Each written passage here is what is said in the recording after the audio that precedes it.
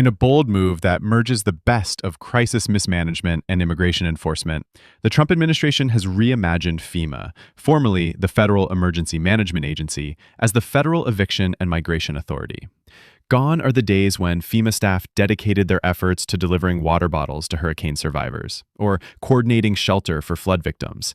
Now, these same workers have been repurposed for a higher calling, helping ICE identify, process, and deport thousands of immigrants, many of them Christian, church-going, or underage, just in time for back-to-school season.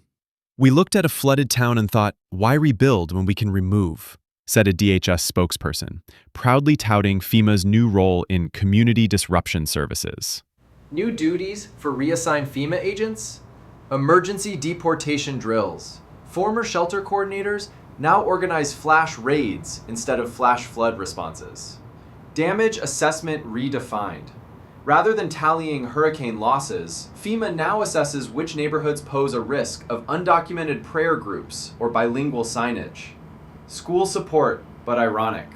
Instead of opening shelters in schools, agents now help ICE close schools temporarily while children are rounded up for family reunification abroad. Church reformed. Instead of collaborating with churches for disaster relief, FEMA now works in tandem with ICE to transform sanctuaries into staging areas. Baptismal fonts could potentially serve as fingerprint stations.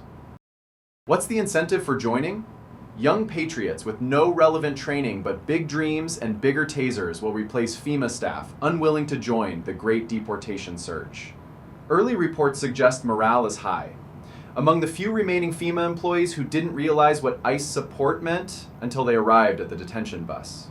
"This is what realignment looks like," declared a senior Trump advisor.